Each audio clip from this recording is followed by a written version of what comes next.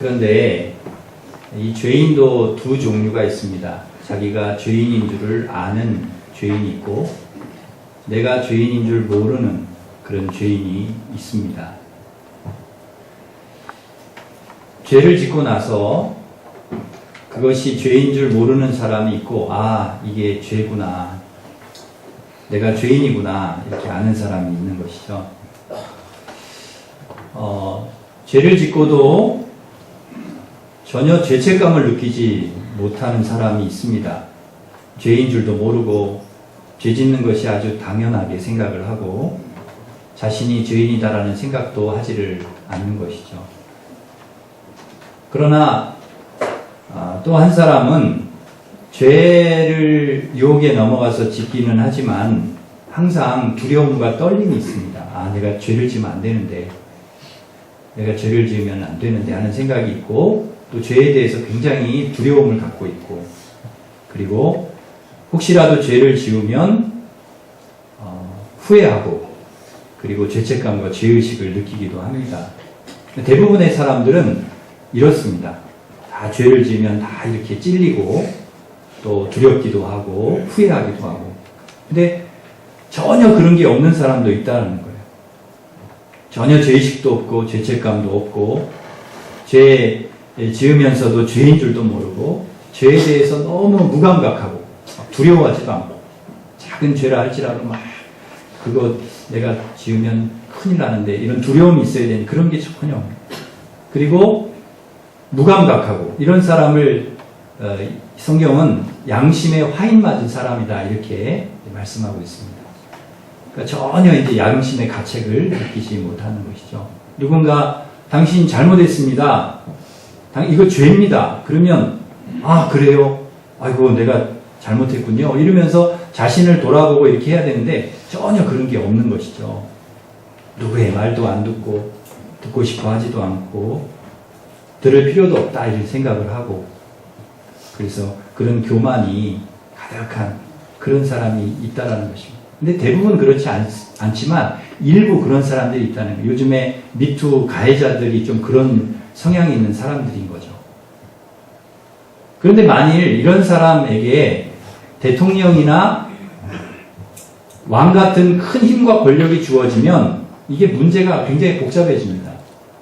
어떤 이런 사람들에게 어떤 죄책감을 못 느끼고 죄 짓는 것에 대해서 두려움도 못 느끼고 하는 사람들에게 어떤 힘이 주어졌다. 그럼 그걸 가지고 막 굉장한 횡포를 이제 부리는 것이죠. 그리고 큰 죄를 지을, 평범한 사람보다도 더 큰 죄를 지을 가능성이 많습니다. 그리고 그렇게 하고서도 죄책감도 못 느끼고 그런 가능성이 크다는 거죠. 그럼 정말 큰일입니다. 가장 큰 죄 중에 큰 죄는 사람을 괴롭히고 구속하고 힘으로 제압하고 억지로 막 종처럼 부리는, 노예처럼 부리는, 그거는 굉장히 큰 죄악입니다. 그것보다 더 큰 죄는 사람을 해치는 것, 심지어는 사람을 죽이는 것, 이거는 뭐 가장 죄 중에서 큰 죄라 할 수 있습니다. 그런데 지금으로부터 한 3,500년 전 거슬러 올라가면 그런 일을 행하면서도 전혀 뭐 그냥 죄책감도 없고 두려워하지도 않으면서 그런 일을 하는 사람이 있었습니다. 큰 힘과 권력을 가지고 그런 일을 막 마음대로 막 하면서 죄인지도 모르고 하는 사람이 있었는데 그가 누군가 하면 애굽왕 바로입니다. 바로.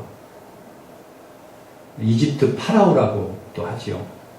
이 바로라고 하는 사람이 얼마나 무서운 사람인가 하면 430년 동안을 같이 형제처럼 이렇게 지냈던 이스라엘 사람들을 갑자기 그냥 종으로 너희들 노예해 그래가지고 막 채찍질하고 때리고 학대하고 그렇게 종처럼 막 부리는 것입니다. 심지어는 그 이스라엘의 인구가 막 늘어나니까 이거 인구가 이렇게 늘어나면은 이거 우리한테 좀 위험할 수도 있는데 그래가지고 인구를 줄이기 위해서 태어나는 아이들을 남자이면 죽이고 여자이면 살려라. 그런 명령을 내리는 거예요. 그래서 산파에게 남자아이가 태어나서 무조건 죽여라. 이스라엘 아이가 태어났을 때. 그런 명령을 하는 것입니다. 그러니까 그게 큰 죄인 줄도 모르고 학대하고 어린아이를 살해하는 그런 일을 서슴지 않고 하는 그런 왕이라는 것이죠. 자신이 힘이 있으니까 당연히 그렇게 해도 되는 줄 아는 겁니다. 무서운 사람이죠. 이스라엘 사람들은 나라가 없어요. 민족은 있어요. 민족은 많은데, 많은, 60만 가까이 되는, 그 다음에 어린아이들까지 다, 여자까지 합하면 200만 넘을 정도로 큰 민족이지만, 나라가 없습니다. 나라가 없으니까, 애굽이라고 하는 나라가 학대하고, 아이를 막 잡아다가 죽이고, 그래도 그걸 대항을 하지 못하는 거예요. 힘이 없으니까. 나라가 그 사람들을 지켜주지 못합니다. 요즘에 그 중동에 많은 나라들이 그렇게 이제 전쟁을 하고 내전이 일어나고 그러잖아요. 그런 나라들이 많습니다. 나라가 지켜주지 못해요. 그 국민들을. 나라가 힘이 없으니까. 시리아 같은 나라들은 국민들이 그냥 그 전쟁 때문에 무고한 사람들이 계속 고통을 당하고 다치고 죽고 나라를 떠나고 난민이 생기고 이런 일들을 겪는 거죠. 나라가 없으니까. 나라가 국민을 지켜주지 못하니까 고통을 당하는 거예요. 이 이스라엘이 그렇다는 거예요. 이스라엘이 민족은 있는데 나라가 없으니까 이런 애국으로부터 이런 고통을 당하는 거예요. 어려움을 당하는 거예요. 누구도 그들을 지켜주지 않는 것입니다. 그런데 그들의 고통의 소리, 그들의 눈물, 그걸 누가 보셨냐? 하나님이 보셨어요. 누구도 그들을 지켜주지 않는데 그들이 그렇게 학대를 당하고 고통을 당하는 그 상황에서 하나님 앞에 부르짖고 기도하고 하나님 앞에 눈물을 흘리니까 하나님께서 그들의 고통의 소리를 들으시고 하나님이 그 이스라엘 백성들을 애굽이라고 하는 나라에서 내가 끄집어내야 되겠다는 계획을 세우십니다. 그리고 그 일을 위해서 누구를 택하여 세우시느냐? 모세라고 하는 사람. 그 모세를 택하여 세우시죠. 그런데 이 모세가 태어날 당시의 분위기가 이 남자아이들이 태어나면 다 죽는 분위기잖아요. 근데 그 분위기 속에서 모세가 살아요. 어떻게 사냐? 하나님이 살려주시는 거예요. 갈대상자에 타서 이렇게 그 바로 공주 만나가지고 그렇게 살 수 있는 확률이 0.00001%. 근데 그 모세를 하나님이 살리셔가지고 그 모세를 바로의 궁에서 40년간을 최고의 학문을 배우게 하시고 40년간을 미디안 광야에서 훈련을 하게 하시고 그를 80세에 불러서 그에게 사명을 주시는 거예요. 너 가서 바로 앞에 가서 이스라엘 백성들을 보내라는 일, 그 일을 해야 된다. 그걸 해라. 근데 모세가 아이고 예 하나님 하겠습니다. 이렇게 안 하죠. 거절합니다. 저 안 하겠습니다. 하나님 그거 제가 못합니다. 왜 그렇습니까? 모세 앞에 가서 그 얘기를 했다가는 저 바로 앞에 가서 그 얘기를 했다가는 모세는 살 확률이 별로 없어요. 죽습니다. 감히 바로 앞에 가서 어떻게 그런 말을 합니까? 그러니까 모세가 자꾸 빼요. 저는 말도 잘 못하고요. 저는 이런저런 이유를 대서 난 안 하겠습니다. 그런데 하나님께서 아니야. 너가 해야 돼. 너가. 다른 사람 말고 너가. 그래서 끝까지 모세를 설득시키셔서 하나님께서 바로 앞에 세우십니다. 모세가 바로 앞에 서서 한 10번에 걸쳐서 협상을 해요. 바로하고. 이제 둘이 딱 협상을 하는 거죠. 협상의 내용은 간단합니다. 하나님께서 내 백성을 보내라고 하셨다. 내 백성이 광야에 나가서 절기를 지킬 것이다. 보내라. 그 얘기를 이제 바로한테 한 거예요. 그러자 바로가 뭐라고 합니까? 노합니다. 바로가 바로 노합니다. 그래서 바로예요. 바로 노하는 거예요. 바로 노. 네. 그러면서 뭐라고 합니까? 바로가 하나님 누구냐? 하나님 누군지 나 모르겠는데 자신 앞에 와서 그런 욕을 하는 이 모세가 가소로운 겁니다. 야, 참 가소로운 거예요. 모세가 늙은 노인네가 지팡이 딱 들고 와가지고 내 백성을 보내라. 너나 가라. 쓸데없는 소리 하지 말고 너나 이 나라를 떠나라. 이렇게 하지 않겠어요? 만약에 모세가 아니라 애국보다 더 강대한 나라의 어떤 장군이 와서 이 백성을 보내라! 이렇게 하면은 얘기가 틀려지겠죠. 바로가 그렇게 함부로 얘기를 하겠습니까? 시리아 황제 안티오코스가 전 군대를 이끌고 애국을 치러 이제 내려왔어요. 내려오는데 이 소식을 듣고 로마 황제가 포피루스 장군을 보냅니다. 보내서 저거 막아라, 못하게 해라. 포피루스 장군이 몇 명 사신을 데리고 와서 그 시리아 왕에게 얘기를 합니다. 애국 치지 말고 돌아가시오. 황제가 나를 보냈소. 로마 황제가. 그렇지 않으면 로마 황제가 가만히 두지 않을 것이요. 그 이야기를 듣고 시리아 왕이요 벌벌 떱니다. 와, 벌벌 떠는 거예요. 3일만 말리를 주세요. 3일만 생각할 시간을 달라. 필요 없어. 당장 내가 이 문을 지금 나갈 건데 나가기 전에 당장 답을 주시오. 그리고 뚜벅뚜벅 걸어 나가는데 시리아 왕이 벌벌 떨면서 알겠습니다, 알겠습니다. 내가 애국 치지 않고 바로 올라가겠습니다. 그리고 돌아가 버립니다. 군대, 그 많은 군대 데리고 왔다가 그 병력 다 이끌고 그냥 돌아갑니다. 포피루스를 비롯해서 몇 명 그 사신 그 자리에서 목을 딱 치면 됩니다. 니들 무슨 쓸데없는 소리 하고 있어. 지금 우리 힘들게 군대 이끌고 지금 여기 애국 코앞에까지 왔는데 뭔 소리야? 그리고 그 로마에서 보낸 그 장군과 사신들 딱 목을 치면 끝나는 거죠. 근데 왜 그걸 못합니까? 그렇게 했다가는 로마 황제가 가만두지 않으니까. 그렇게 못하고 벌벌 떠는 이유가 무엇이냐? 그 장군 뒤에는 로마라는 강력한 나라가 있기 때문이라는 거예요. 그렇게 했다가는 무서운 보복을 당하니까 그게 두려운 거죠. 못하는 거예요. 그래서 아무 말도 못하고 그냥 애국 치지도 못하고 돌아가는 거예요. 만일 모세가 그 모세 뒷배경에 이런 이 로마와 같은 이런 어마어마한 힘을 가진 나라가 있었다. 바로가 함부로 하겠습니까? 모세를? 그를 무시하겠습니까? 그렇게 못하죠. 근데 딱 보니까 모세가 이거 형편없는 것 같거든요. 힘도 없고 뭐 아무것도 아닌 것 같거든요. 이스라엘의 대표로 내가 왔다. 이 노예들의 대표로 왔다. 그러면서 얘기를 하긴 하는데 그 이스라엘의 대표가 와가지고 무슨 힘이 있겠어요. 그러니 모세의 말이 우스운 것입니다. 모세가 우스운 거죠. 그런데 바로가 하나를 놓친 게 있습니다. 하나 간과한 게 있습니다. 그게 뭐냐? 모세를 누가 보냈냐는 거죠. 모세 혼자의 생각으로 온 것이 아니라 하나님이 모세를 보냈다는 거죠. 그럼 모세 뒤에는 누가 있어요? 하나님이 계시다. 이걸 놓친 거예요. 바로가 이걸 망각한 거예요. 이걸 잊어버린 거예요. 하나님이 이스라엘 민족 뒤에 계시다. 모세 뒤에 계시다. 모세를 보낸 분이 하나님이시다. 이걸 모르는 것이죠.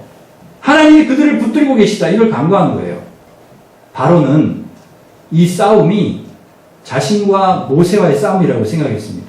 그런데 아니라는 거예요. 바로와 모세의 싸움이 아니라 바로와 하나님의 싸움이에요.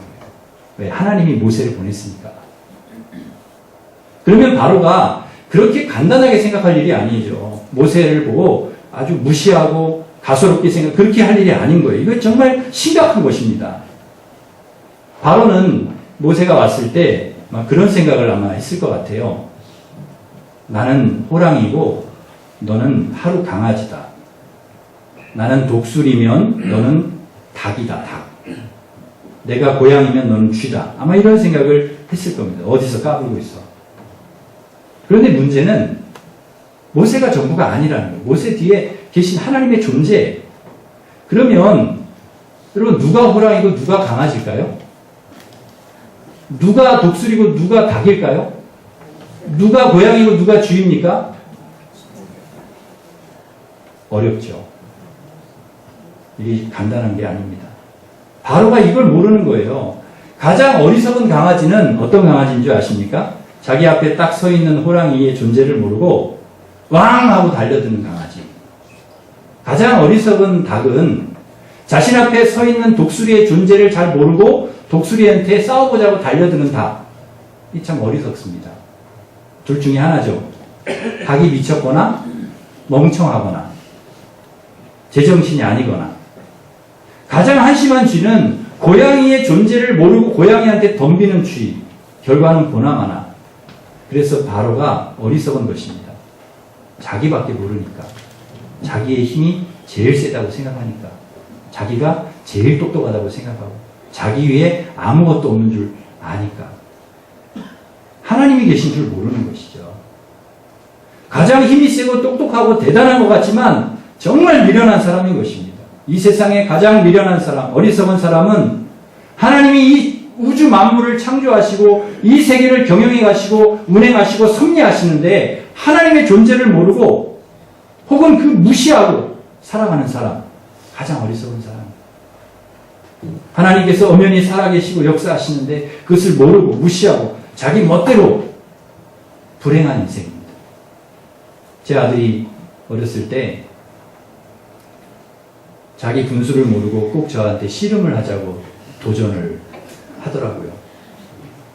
처음에는 괘씸해서 여러 번 제가 이겼습니다. 그런데 그때마다 얘가 우는 거예요. 그래서 애를 울리면 안 되겠다 싶어서 제가 져줬습니다. 금방 져주면 재미없으니까 막 한참 씨름을 하는 거예요. 그래서 씨름이에요. 한참 씨름을 이기려고 했다가 지려고 했다가 막 씨름을 막 이렇게 아슬아슬하게 막 하다가 결국은 누가 이겼을까요? 네. 제가 이렇게 봐요. 그러면 어디 넘어지면 안 아플까? 그리고 저쪽 이불에 있는 쪽에 가가지고 제가 그냥 끌고 가서 제가 넘어집니다. 그냥. 그러면 아이가 막 너무 좋아해요. 막 내가 이겼다! 막 자기가 이긴 줄 알고 막 좋아하는 거 보면 제가 다음에 또 져주고 또 져주고 제가 힘이 없어서 져주는 것이 아닙니다. 힘이 있지만 져주는 거죠. 그런데 이걸 알아야 됩니다. 아버지가 힘을 쓰기 시작하면 어린 아들은 게임도 안 됩니다. 제대로 힘만 쓰면. 바로는 상대가 누군지를 잘 알아야 됩니다. 하나님이 힘 제대로 쓰면 바로는 게임이 안 됩니다. 모세가 바로의 상대가 아니에요. 하나님입니다. 모세는 도구와 사신에 불과합니다. 그 배후에 하나님이 계시다. 모세를 통해 하나님이 하시는 겁니다. 그렇다면 이것이 하나님의 일이라고 하면 이것이 모세를 통해서 하나님께서 하시는 일이라는 것이 분명하면 바로는요 거기서 빠져야 됩니다. 자기가 나서서 그걸 막을 수가 없는 거예요. 게임이 안 되는 거예요. 이미 게임은 끝난 겁니다. 왜? 하나님 반드시 그걸 하시니까. 하나님께서 하시겠다고 하면 네 하고 순종하면 되는 거예요. 하나님께서 하시기로 맘먹으면 아멘 해야지 이걸 모르고 괜히 하나님이 하신 일 방해하고 하나님 대적하고 그러면 큰일 나는 것이죠. 망하는 것입니다. 자기 아무리 바로라고 해도 하나님과는 상대가 되겠어요? 안 되는 거죠. 얼른 하나님 말을 들어야 망하지 않고 후유증이 없는 것입니다. 사랑하는 성도 여러분, 우리가 이 세상을 살아갈 때 제일 중요한 것은 하나님의 존재를 기억하는 것입니다. 하나님께서 이 땅을 섭리하고 이끌어 가시는 하나님의 존재를 여러분 인정하시고 하나님이 이 일을 하신다라고 하면 여러분 순종하시기를 바랍니다. 그런데 바로가 이제 거역을 합니다. 싫다는 거예요. 하나님 말씀대로 안 하겠다는 거예요. 수용하기가 어렵겠죠. 60만이라는 사람, 무임금 유노동자들을 돈 한 푼 받지 않고 보내려고 하니까 그게 되겠습니까? 그동안에 그들이 애굽에서 굳은 일, 힘든 일 다 했잖아요. 비동물 라암셋 건축하고 큰 건물들 다 세우고 그 떠나버리면 누가 합니까? 당연히 안 보내죠. 아무리 하나님이라고 해도 바로 입장에서는 안 되는 것입니다. 절대로 못 보낸다. 내 눈에 흙이 들어와도 내가 보낼 수 없다. 그러자 하나님께서 너 안 되겠구나. 바로야. 너 안 되겠네. 그리고서 그를 고집을 꺾고 그를 하나님 누르려고 재앙을 내리십니다. 바로가 항복할 때까지 계속해서 무서운 재앙을 내리시는 거죠. 나일강이 피로 변합니다. 그걸 바꿔버리세요. 고기가 다 죽고 악취가 나고 마실 수가 없고 여러분 한강이 피로 다 변했다고 한번 생각해 보십시오. 여기 뭐 냇가나 물이나 뭐 이런 호수나 다 피로 변했다. 재앙입니다. 재앙. 거기서 끝나는 게 아니라 막 개구리가 튀어나오고 이가 막 생기고 막 파리떼가 막 이렇게 막 득실득실하고 식탁에 올라오고 막 밥 먹는데 개구리가 양쪽으로 점프하고 막 이들이 막 천장에서 뚝뚝뚝뚝 떨어지고 밥 먹는데요. 파리들이 막 그냥 밥 갖다 놨는데 그 밥 위에 흰쌀 위에 파리가 200마리가 앉아버리고. 여러분 생각을 해보십시오. 그렇게 막 가득 찬 거예요. 이게 재앙이죠, 재앙. 물 한 잔에 파리 하나만 빠져도 이게 얼마나 참 깝깝할 일인데, 돌림병이 돌고 악성 종기가 나오고 사람과 짐승이 병들고 우박이 떨어지는데요. 우박이 불덩어리랑 같이 떨어지는 거예요. 이만한 우박, 이 불하고 같이. 그 맞으면 죽는 것입니다. 메뚜기가 막 나와서 그 남아있는 곡물을 싹 먹어치우고 먹을 게 없는 거예요.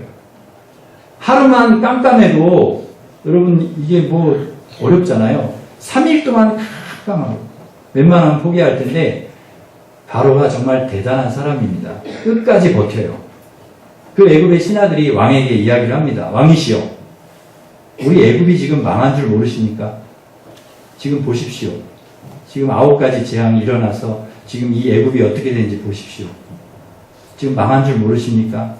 더 이상 왕 고집 부리지 마시고 이 민족을 그냥 보내십시오. 이러다가 우리 다 죽게 생겼습니다. 그래도 바로가 보냈을까요? 안 보냈을까요? 안 보냅니다. 그러자 하나님께서 마지막에 장자를 죽이기로 마음을 먹으십니다. 9번의 협상이 결렬이 되고 마지막 10번째 하나님께서 애굽 온 나라에 처음 태어난 사람이든지 짐승이든지 모든 장자를 다 치시겠다는 말씀입니다. 그리고 그날 밤 애굽 전역의 장자를 치시기 전에 내가 이스라엘 백성들에게는 살 길을 내가 열어주겠다. 너희들 어린 양을 잡아서 그 피를 문설주와 임방에 발라라. 내가 하나님께서 사자를 보내서 그 애굽 전역의 모든 집의 장자를 칠 때 그 어린 양의 피를 바른 집, 그 피를 보고 내가 그냥 지나가겠다. 그 약속을 해주십니다. 그런데 놀라운 것은 그 약속해 주신 대로 하나님께서 애굽의 모든 장자를 다 치실 때 어린 양의 피를 바른 집의 장자, 그 집의 짐승, 새끼들까지 전부 살려주셨다. 피를 보고 주님이 그냥 지나가셨다. 6월절이라는 의미가 뭐냐? 6월이라는 의미는 지나갔다는 것입니다. 죽음이 지나갔다. 출애굽기 12장 13절에 보면 이렇게 말씀합니다. 내가 피를 볼 때 너희를 넘어가리라. 피를 볼 때 넘어가겠다. 이 일을 계기로 바로가 두 손 두 발 다 들고 모세 요구대로 그 히브리인들을 보냅니다. 그냥 보내는 게 아니라 애굽 사람들이 은금 폐물 다 이렇게 줘가지고 받아가지고 갑니다. 장정 60만, 아이들 다 합치면 여자까지 200만이 넘는 사람들이 출애굽하는 것이죠. 하나님께서 하시기로 마음먹은 거 바로가 맞고 어떻게든지 그거 못하게 하려고 했지만 그 하나님이 하신 거예요. 하나님이 하려고만 마음 먹으시면 그거 되는 거예요. 그 누가 막아도 안 되는 거예요. 철저히 꺾고 무너뜨려서 하나님께서 이루고자 하신 일을 이루시는 것입니다. 그 결정적인 계기가 6월절 어린 양 사건이었습니다.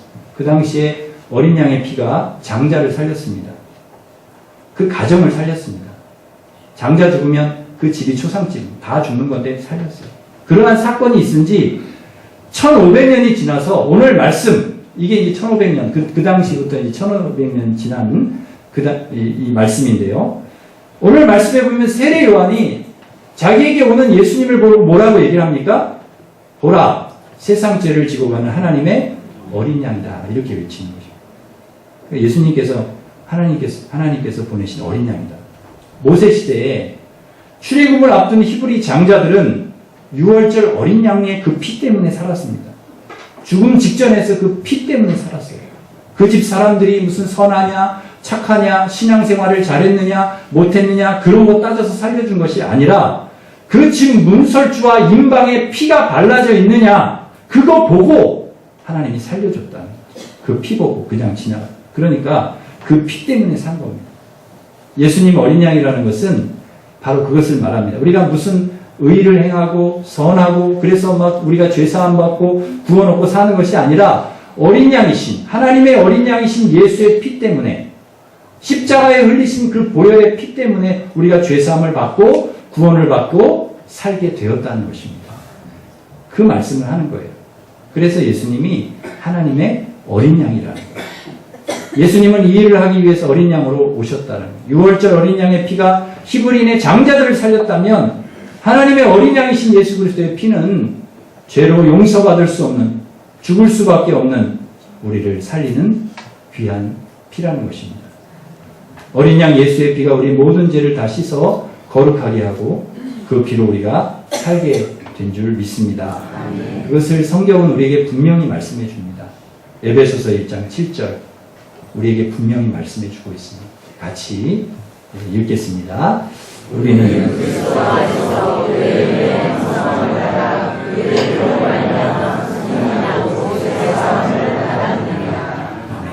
우리가 속량 곧 죄사함을 받았는데 뭘로 받았다는 거예요? 그리스도의 그의 피는 곧 예수님의 피죠. 그리스도의 피로 말미암아 속량을 받았다. 그 피로. 요한일서 1장 7절 또 우리에게 말씀을 에베소서에만 말씀해 주는 것이 아니라 또 다른 데서도 굉장히 많이 이걸 확증해서 우리에게 말씀해 주시는데 요한일서 1장 7절 말씀 우리 같이 읽겠습니다. 그가 이 가운데 계신 것 같이 우리도 그 가운데 가면 우리가 서로 사랑이 있고 그 아들 예수가 우리를 모든 죄에서 깨끗하게 하실 것이요. 아멘.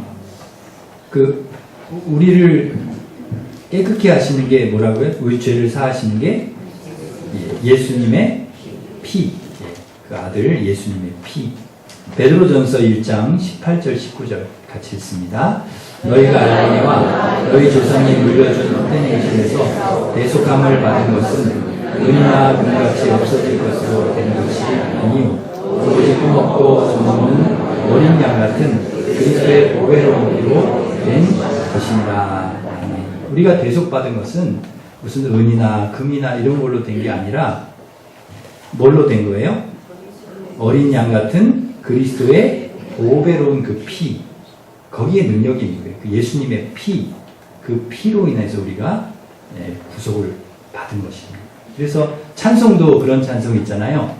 은이나 금같이 없어질 보배로 속죄함 받은 것 아니요 거룩한 하나님 어린 양 예수의 그 피로 속죄함 얻었네.